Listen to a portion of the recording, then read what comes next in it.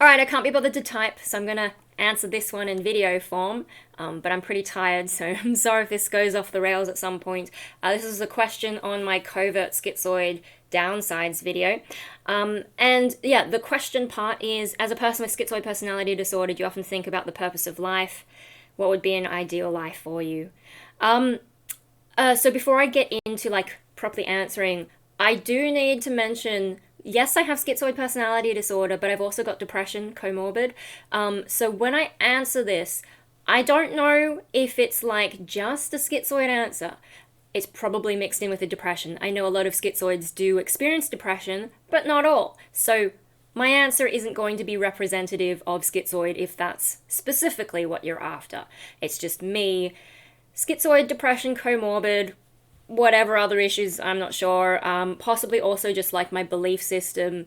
So I grew up Catholic, but I'm an atheist. And I don't believe in any purpose for life. Not really. Like, I know people find purpose, but the thing is, like, having a meaning in life, meaning only exists because we create it. Like, if there were no people, like, what even is meaning? And maybe we're getting philosophical here, but, like, things just exist. And it's because of the way our brains are that we feel like we need to give things meaning. I don't know if that makes sense. Like, how much do I need to explain that? It makes sense to me, but maybe it doesn't make sense to other people. Just like meaning isn't like a property of physics, for example. Like, things just exist.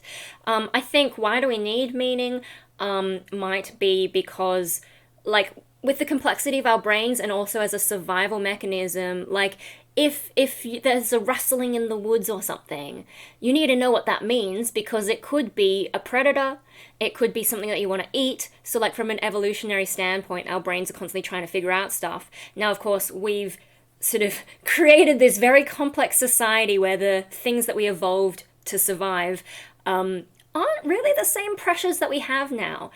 The pressures that we're under are quite different, and you could say unnatural. I mean, humans evolved out of nature, so is anything really unnatural? You could, more philosophy. But yeah, like, so our brains still evolved in that kind of a way, and so we still feel like, these more abstract ideas that we have these days, we're still trying to find meaning, and maybe it's tied up originally in survival, but now it's become something else. And, I think a lot of normal people find meaning and purpose in like having kids, raising a family, being in love, making progress in a job or whatever. But if you really, really looked into it, a lot of it ties back to more evolutionary stuff. Like, obviously procreation's obvious. Because, that's how the species continues, contributing in some way. We're a tribal species, and a lot of our success has been being able to work together to create this crazy world. Like, a single person couldn't create the world that we're living in today. Like, we're building off people in the past and, all together as well. And yeah, so you need people to have a drive and feel like that's a purposeful thing to do to be able to get to a state where we can be so successful as a species. But in terms of like an actual purpose, I don't think there is one. Like, did God put us here? I don't believe in a God. I think we're just a fluke of nature. Like, is consciousness even real? Is it an illusion? Is free will an illusion?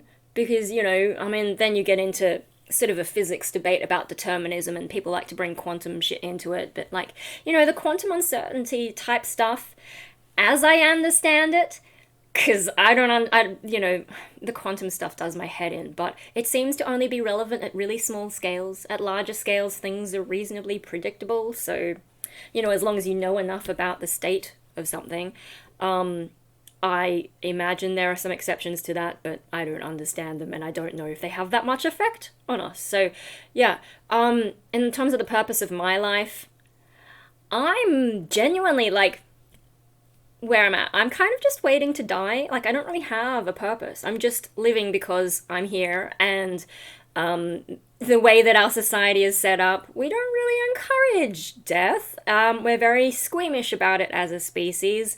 And it's also very inconvenient, and I don't like pain, and there's a lot that can go wrong. So, just hanging on as long as I can bear it, and, yeah, eventually I won't be here anymore, and so what?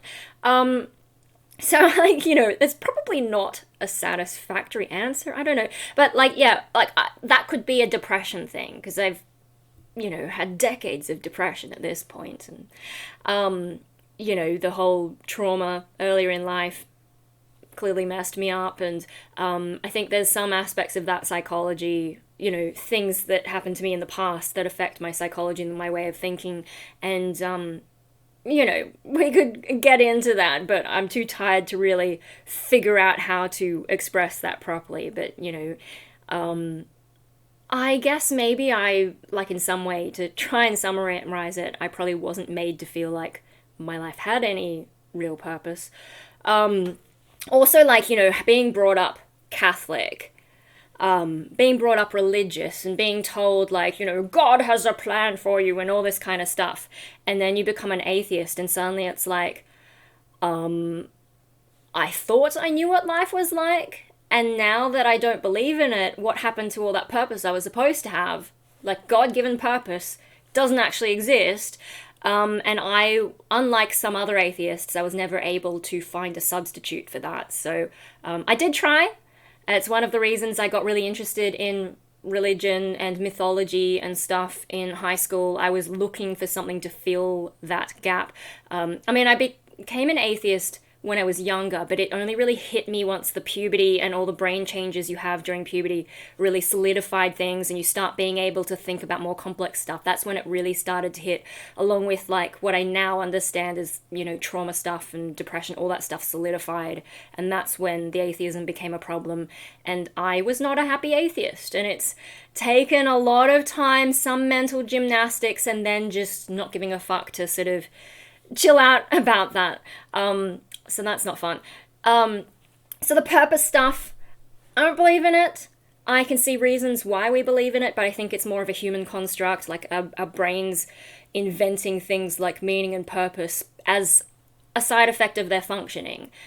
Like, the brain really only exists to help us survive, but to help us survive as such a complex species, now we have all these thoughts and stuff. And so we've invented purpose and meaning, and, like, language is part of that as well. Yeah. So, I don't know, we could get more into the philosophy, but I hope that answers that part of the question, sort of. As for an ideal life for me, that one's really hard to work out because, being schizoid and also being depressed, like, there's so much that I just don't experience and can't even think about probably. Ideally, I would have grown up in a way that would leave me mentally healthy. But I can't change the past. So for where I'm at now, ideally, whether through treatment or life circumstance or something, my psychological problems, my mental illness is resolved somehow. Like, there's reaching a point of stability where it's okay, and that's survivable, but what would be better is if I, resolved everything and was able to experience things like feeling like I have a purpose. And then maybe I could decide, well, how do I want to live my life now that I am well? That's not going to happen, though, because it's just so entrenched. That's the thing about a personality disorder, is it's an entrenched pattern of thinking and behaving. And as much as I've made progress on certain things, I can still see I'm still very much stuck in the main aspects of it. And, feeds into the depression probably. And also, like, yeah, like, I can be like, ideally I would change, but emotionally I'm sort of like, but I mean, I think I'm breaking out of it as I understand more about my psychology and can sort of remove myself from the instinct. But definitely in the past, I was very much like, I'm not the problem, I'm not the one who has to change. I think to some extent I'm still like that, but I can see at least how my life should change. I don't know. A lot of this is a bit complicated because I'm still trying to get my head around it. You know, a lot of schizoids don't want to change, and being aware of that fact as like just in general, it sort of gives me an incentive to challenge that in myself, but it's still hard to get my head around. So yeah, like ideally I would be mentally healthy. Since that's also not possible, probably in the same way that changing my, you know, life up till now that made me this way, what would be ideal? I don't know. I think if I knew what my ideal life would be, I'd probably take steps to try and get there. I guess, like, you know, so I'm buying my lottery tickets, winning a decent amount of the lottery, that would help me create an ideal life. Like, you know, at the very least, being able to afford to support myself and, you know, get my own place, get some peace and quiet, and then, you know, sit back and then have the space to think about what do I want to do with my life. That's one thing. I think that music is probably a big thing for me. It's something that I think I've separated my brain from at times, because like the music world does have its challenges. But lately I've had actually a lot of stuff suddenly pick up. I wonder if that's got something to do with, like, you know, the pandemic's resolved and more people are doing music. And maybe it's just that time, or maybe it's all just coincidence, who even knows. But I have noticed, like, now that I've got more music things happening and also have my studio space back, I don't know if you noticed. Look, clean space, and I have space to do, like, I've actually got my SM7B, oh, you can't see it because it's so dark, but SM7B, my Apogee thing is there, I've got my headphones there, I've also got my computer because I've been recording, like, demos and stuff. So music is happening, and I've actually been productive. I think that is probably actually more important to my mental health than I'm generally able to admit, maybe partly because of all the trouble I've had, you know, over the years trying to find my people in music. Because, yeah, I don't know, musicians are an interesting category because generally the ones who are on top of things, they often leave music. I'm like, what? Come back. But they go off and have kids and they don't care about music anymore because they have their purpose. Whatever. And then it sort of leaves like that handful of musicians that are like, you know, are my people, but then the rest of them are like young idealistic kids who don't have the work ethic or don't have a realistic view of how much effort actually it takes to do music, and they just have like their eyes are full of stars and they're like, I'm gonna be a rock star and all this kind of stuff, and then you go and meet them and it turns out they don't know how to play a guitar. Yeah, so music is a sort of interesting field like that. It's really hard to find the right people, but I think I'm starting to finally find, you know, cross fingers, anything could happen still, but I think I've finally, hopefully, found some better people to work with, and that has had a positive impact on my mood lately. And I think I've also become a bit more open to trying a few more things, and I think it does help, like, you know, not having my Japanese cousin staying here, so I feel like I can do more and just feel more open and, yeah, getting all this sorted out. So I have the space here, although the studio space is a little bit chaotic. So I guess probably music's got to be involved in my ideal life somewhere. Definitely creative stuff in general.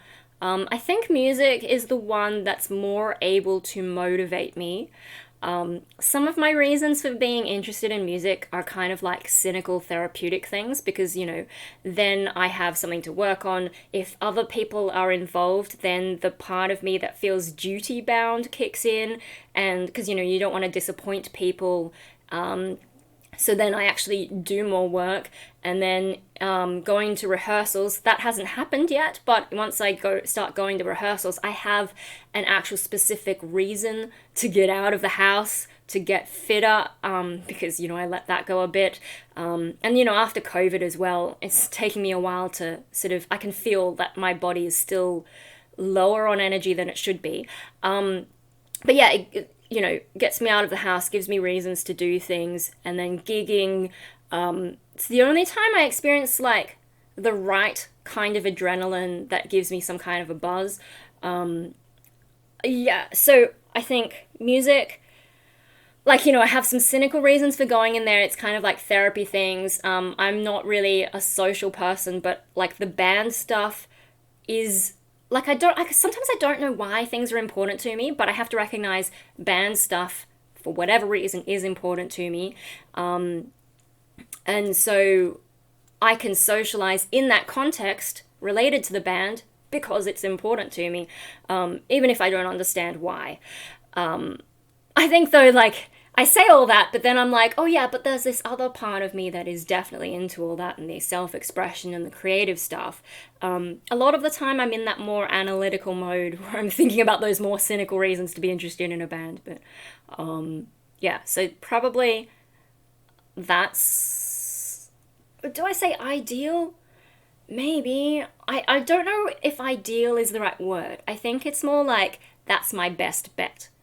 Yeah. Otherwise, like, I guess, yeah, things like the whole winning the lottery thing, then I can afford my own place, and my little dog, he can live with me in a proper house and not have to worry about apartments and stuff. I can have rooms for all my creative stuff.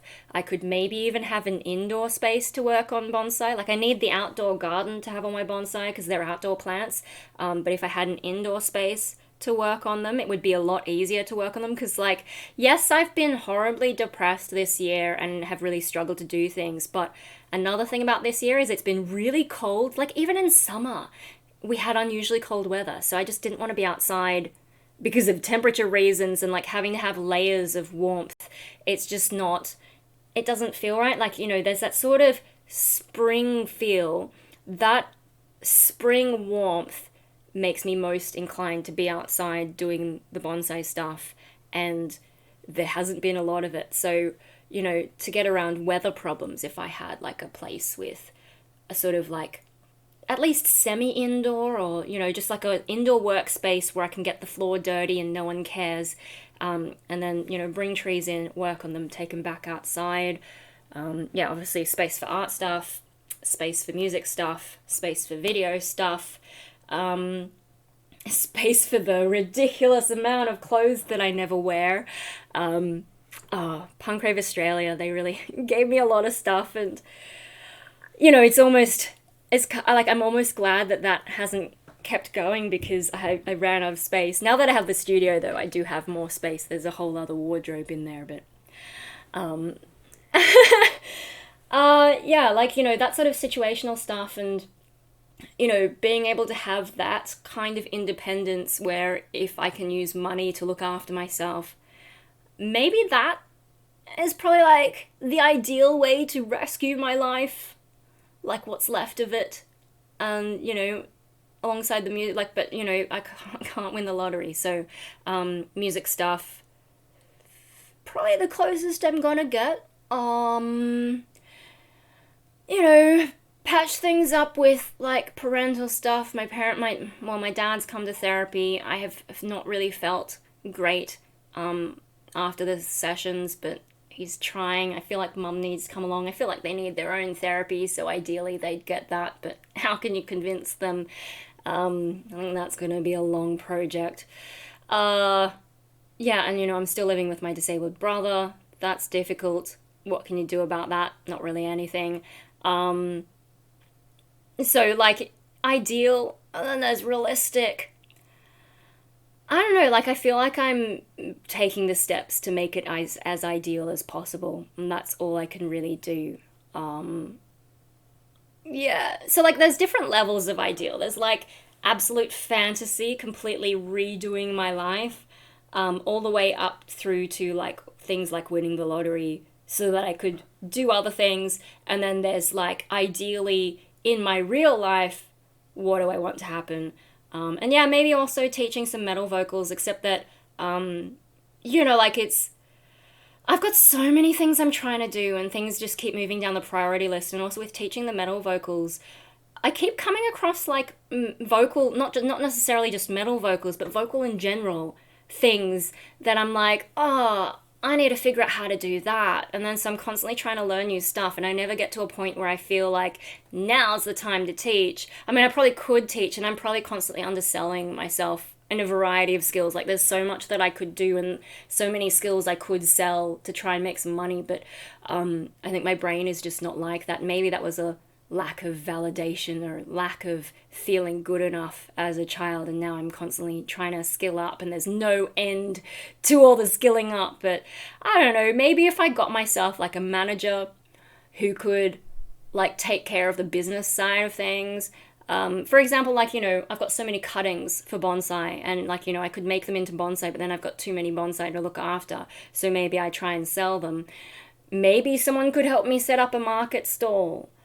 Maybe my parents could help me set that up, but, because they're both retired now. My mum, dad, retirement project, but, realistically, I don't think that's going to happen.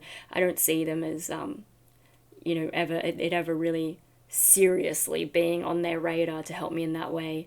That would be kind of funny though. Like, there is a local market. You can do that. Like, and also mum has some plants that she's probably interested in selling. Just, I don't know. They're like there's so many things I could think of, but it's all just theoretical. And yeah, in terms of realistic stuff, at the moment, working on music seems to be the most valuable to me. Still going to therapy, psychiatry, maybe less helpful, but I keep thinking like maybe I should be on some kind of medication. Trying to get out to more gigs. Maybe I'll go out, like there's a bunch of gigs on Friday, another one on Saturday, another one on Sunday. I haven't actually looked at what bands are playing, but I should try to get out. I also have like movie tickets that I haven't used yet, so maybe I go out and see a movie. But I know I'm sort of getting on to like more what should I do now rather than my ideal life, but it's such a hard thing to think about.